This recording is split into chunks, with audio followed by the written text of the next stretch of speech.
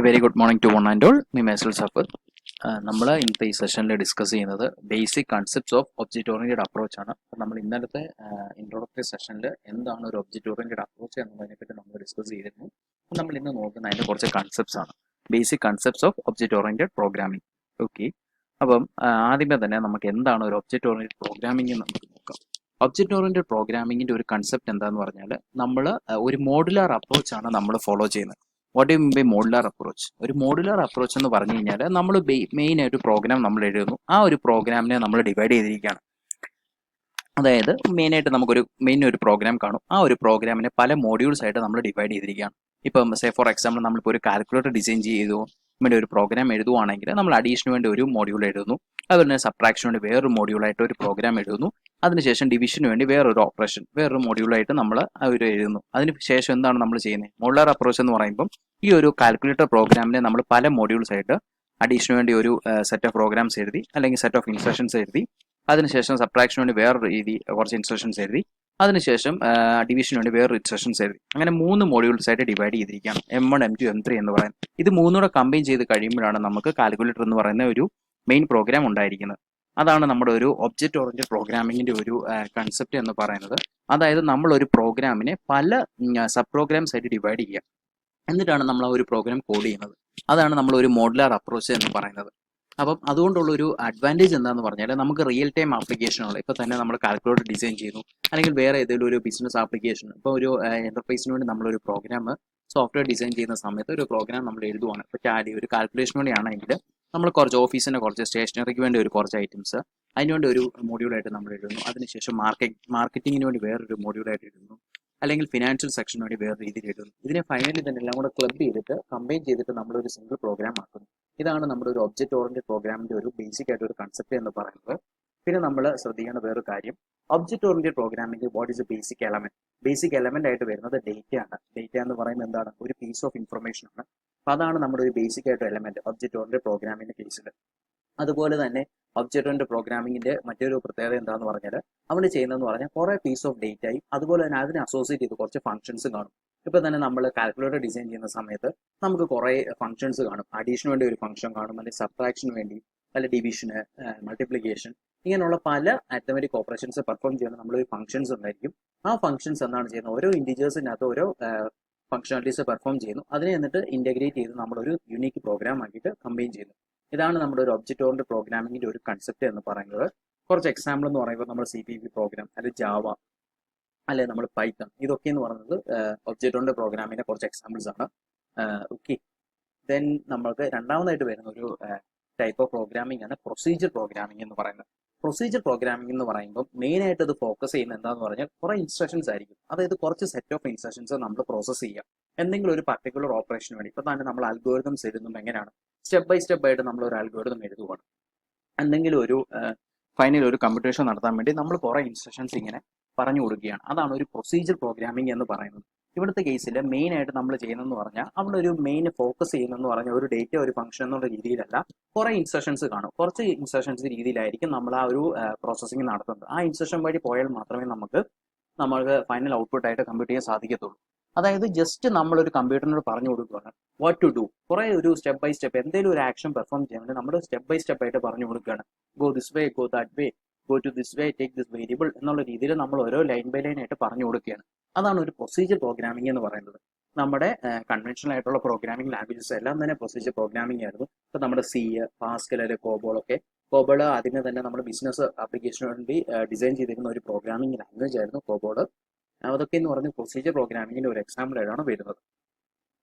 അപ്പോൾ നമ്മൾ മെയിൻ ആയിട്ട് നമുക്ക് ഫോക്കസ് ചെയ്യേണ്ടത് ഇപ്പോഴത്തെ ഹൈ ലെവൽ ലാംഗ്വേജസ് ആയിട്ടുള്ള എല്ലാ പ്രോഗ്രാമിംഗ് ലാംഗ്വേജ് എന്ന് പറയുമ്പോൾ ഒബ്ജക്റ്റ് ഓറിയന്റഡ് ആയിട്ടായിരിക്കും അതിന്റെ ഒരു കൺസെപ്റ്റ് നിൽക്കുന്നത്. അതായത് നമ്മൾ കമ്പൈൻ ചെയ്യുന്നത് എന്താണ്? ഒരു ഡേറ്റയും അതിന് കറസ്പോണ്ടിങ് ആയിട്ട് കുറച്ച് ഫംഗ്ഷൻസും കാണും. അതിനെ നമ്മളൊരു സിംഗിൾ എൻറ്റിറ്റി എന്ന രീതിയിൽ ഒരു ഒബ്ജക്റ്റ് എന്നുള്ള രീതിയിലാണ് നമ്മൾ അതിനെ ക്ലബ് ചെയ്ത് വെക്കുന്നത്. അതായത് കുറച്ച് ഫംഗ്ഷൻസും കാണും, കുറേ സെറ്റ് ഓഫ് ഡേറ്റാസും കാണും. ആ ഒരു ഫംഗ്ഷൻസ് എന്തെങ്കിലും ഓപ്പറേഷൻസ് ഒക്കെ ആയിരിക്കും നമ്മുടെ ഡേറ്റയിൽ പെർഫോം ചെയ്യുന്നത്. എന്നിട്ട് നമുക്കൊരു സിംഗിൾ എൻറ്റിറ്റി എന്നുള്ള രീതിയിൽ ഒരു ഒബ്ജക്റ്റിനെയാണ് നമുക്ക് ക്രിയേറ്റ് ചെയ്യുന്നത്. അപ്പോൾ നമുക്ക് ഒബ്ജക്റ്റ് എന്ന് പറയുമ്പോൾ എന്തിനെ ഒരു ഡെഫിനേഷൻ എന്നുള്ള രീതിയിൽ നമുക്ക് പറയാൻ സാധിക്കുന്ന എന്താണ്? ഒരു ഒബ്ജക്റ്റ് എന്ന് പറയുമ്പോൾ എന്താണ്? കുറേ സെറ്റ് ഓഫ് ഡേറ്റാസ് ആയിരിക്കും. ആ ഡേറ്റയ്ക്ക് കുറച്ച് ഫംഗ്ഷൻസ് കാണും, അസോസിയേറ്റ് ചെയ്ത് കുറച്ച് ഫംഗ്ഷൻസ് കാണും. അങ്ങനെ ഡേറ്റയ്ക്ക് അസോസിയേറ്റ് ചെയ്ത ഫംഗ്ഷൻസിനെ നമുക്ക് മെമ്പർ ഫംഗ്ഷൻ എന്നും വിളിക്കാം. അതായത് ഡേറ്റ ഒബ്ജക്റ്റ് എന്ന് പറയുമ്പോൾ എന്താണ്, കുറച്ച് കളക്ഷൻ ഓഫ് ഡേറ്റാസ് ആയിരിക്കും. ആ ഡേറ്റയെ നമുക്ക് മെമ്പർ ഡേറ്റ എന്നുള്ള രീതിയിൽ നമുക്ക് വിളിക്കാം.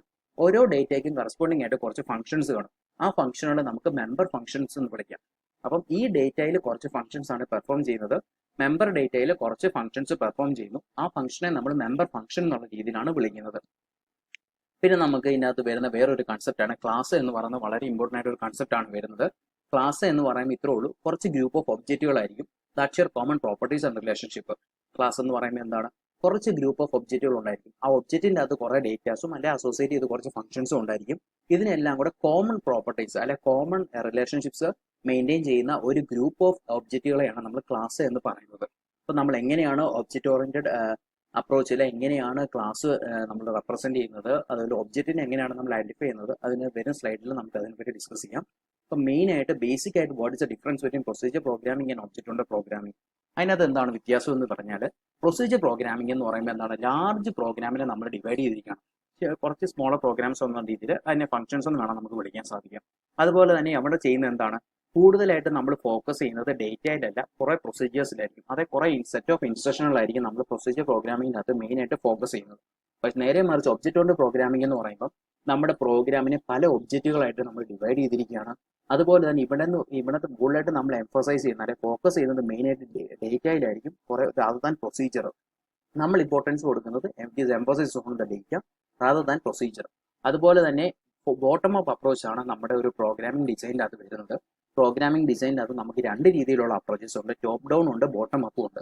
ഇപ്പോൾ ഒരു ബോട്ടം അപ്പ് എന്ന് പറയുമ്പോൾ നമ്മളൊരു സിമ്പിൾ പ്രോഗ്രാമിൽ നിന്ന് ഒരു കോംപ്ലക്സ് ലെവലിലേക്ക് നമ്മൾ ബോട്ടം അപ്പ് പാർസിംഗ് നടത്തുന്നു. ഇപ്പോൾ നമ്മൾ പാർസിംഗ് നിങ്ങൾ പഠിച്ചിരുന്ന സമയത്ത് കണ്ടു കാണും, നമുക്ക് രണ്ട് രീതിയിലുള്ള അപ്രോച്ചസ് ആണ് ഉള്ളത്. ടോപ്പ് ഡൗൺ പാർസിംഗ് ഉണ്ട്, അതുപോലെ ബോട്ടം അപ്പ് പാർസിംഗ് ഉണ്ട്. ഈ ബോട്ടം അപ്പ് എന്ന് പറയുമ്പോൾ നമ്മൾ റൂട്ടിൽ നിന്നും, അതായത് ലോവർ ലെവലിൽ നിന്നും ഹയർ ലെവലിലേക്ക് നമ്മൾ ജമ്പ് ചെയ്ത് പോവുകയാണ്.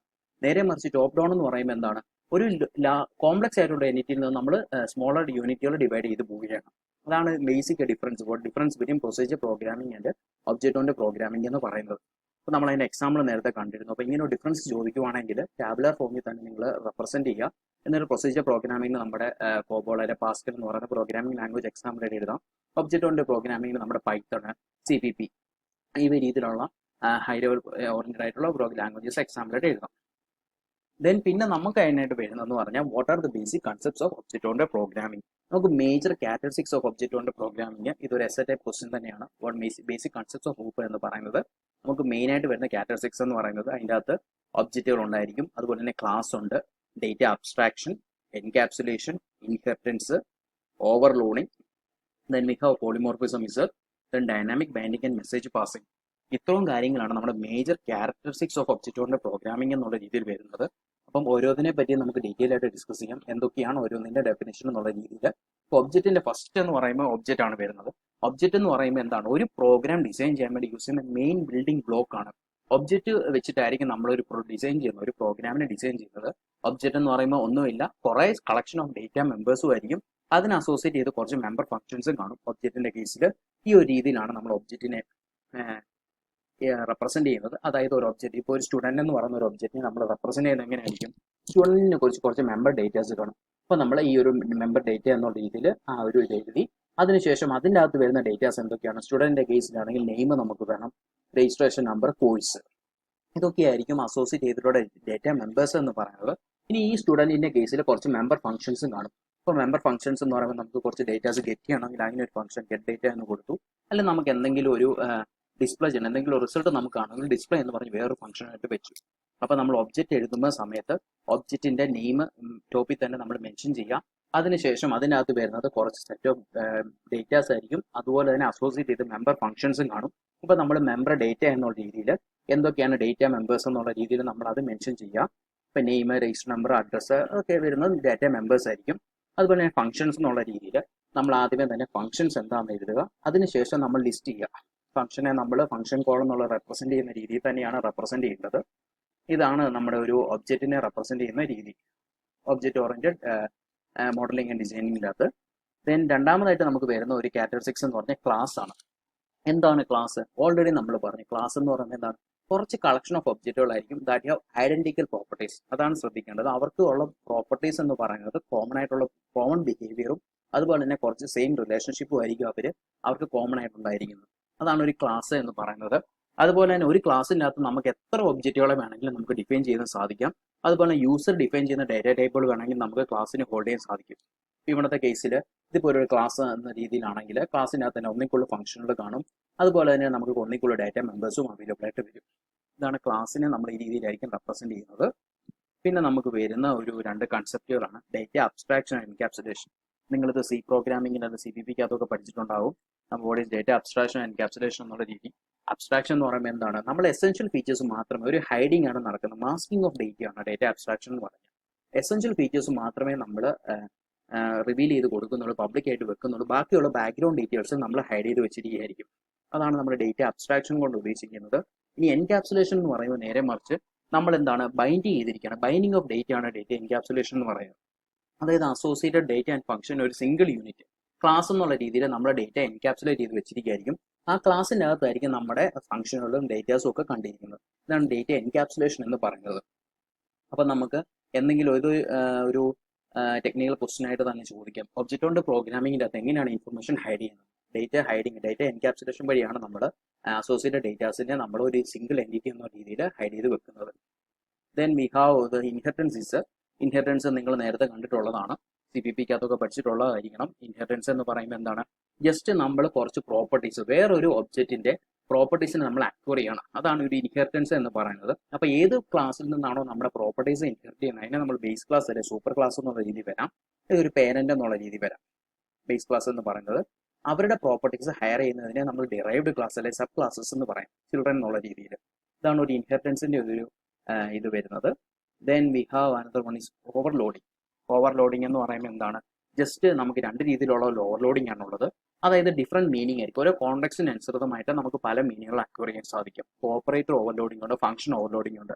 ഇപ്പം ഇതിനകത്ത് പേര് കേട്ട് നിങ്ങൾ നോക്കണ്ട, രണ്ടും ചെയ്യുന്ന ഫംഗ്ഷനാലിറ്റി എന്ന് പറയുന്നത് സെയിം തന്നെ ആയിരിക്കും. അതായത് ഓപ്പറേറ്റർ ഓവർലോഡിംഗ് എന്ന് പറയുമ്പോൾ ഒരു എക്സിസ്റ്റിംഗ് ആയിട്ട് നമുക്ക് ഒറ്റ ഒരു ഓപ്പറേറ്ററെ കാണത്തുള്ളൂ. പക്ഷെ അതൊരു പല രീതിയിലുള്ള ഡേറ്റ ടൈപ്സിൽ ഈ സെയിം ഓപ്പറേറ്റർ ആണ് ഫംഗ്ഷൻ ചെയ്യുന്നത്. ആണ് ഓപ്പറേറ്റർ ഓവർലോഡിംഗ് എന്ന് പറയുന്നത്. ഇപ്പോൾ ഫംഗ്ഷൻ ഓവർലോഡിംഗ് എന്ന് പറയുമ്പോൾ ഒന്നോ അതിൽ കൂടുതലുള്ള ഫംഗ്ഷൻസ് ഉണ്ടായിരിക്കും, അതിന് സെയിം നെയിം ആയിരിക്കും, പക്ഷേ പല ആർഗ്യുമെന്റുകളിലായിരിക്കും നമ്മൾ ഫംഗ്ഷൻ ഓവർലോഡിംഗ് ചെയ്യുന്നത്. ഇപ്പോൾ നമ്മൾ ലാബിലൊക്കെ ചെയ്യുന്നതായിരിക്കും ഫംഗ്ഷൻ ഓവർലോഡിങ്ങിന്റെ പ്രോഗ്രാം. ഇപ്പോൾ നമുക്കൊരു ഏരിയ കണ്ടുപിടിക്കണം, സർക്കിളിന്റെ സ്ക്വയറിന്റെ ഒക്കെ ഏരിയ കാണണമെങ്കിൽ എല്ലാത്തിൻ്റെയും ഷേപ്പ് ഡിഫറെന്റ് ആയിരിക്കും. അപ്പോൾ ഇതിന്റെ നമ്മൾ കാണുന്നത് ഏരിയ എന്നിപ്പോൾ നമുക്ക് 3 ഇടത്തിന്റെ ഏരിയ കാണണമെങ്കിൽ ഫംഗ്ഷൻ ഓവർലോഡിംഗ് എന്ന് പറയുമ്പോൾ സർക്കിളിന്റെ കേസിലാണെങ്കിൽ നമ്മൾ പാരാമീറ്റർ ആയിട്ട് കൊടുക്കുന്ന റേഡിയസ് ആയിരിക്കും. നേരെ മറിച്ച് നമ്മൾ റെക്ടാങ്കിളിന്റെ ആണെങ്കിൽ എന്താണ്? ലെങ്ത്തും ബ്രെഡ്ത്തും കൊടുക്കുന്നു. ഇപ്പം നമ്മുടെ ഒരു ട്രയാങ്കിളിന്റെ കേസിലാണെങ്കിൽ ഹൈറ്റ് ആയിരിക്കും നമ്മൾ കൊടുക്കുന്നത്. അപ്പം ഇതിനകത്ത് നമ്പർ ഓഫ് ആർഗ്യുമെന്റുകൾ ഡിഫറെന്റ് ആയിരിക്കും, പക്ഷെ ചെയ്യുന്ന ഫംഗ്ഷനാലിറ്റി എന്ന് പറയുന്നത് എന്താണ്? ഏരിയ ആണ്. ഏരിയ എന്ന് പറയുന്ന ഫംഗ്ഷൻ നെയിമിന് വ്യത്യാസം വരുന്നില്ല. സെയിം ഫംഗ്ഷൻ ആണ്, ഒന്നിൽ കൂടുതൽ ആർഗ്യുമെന്റുകൾ നമ്മൾ വർക്ക് ചെയ്യുന്നത്. ഇതാണ് ഫംഗ്ഷൻ ഓവർലോഡിംഗ് എന്ന് പറയുന്നത്. Then finally we have the polymorphism is.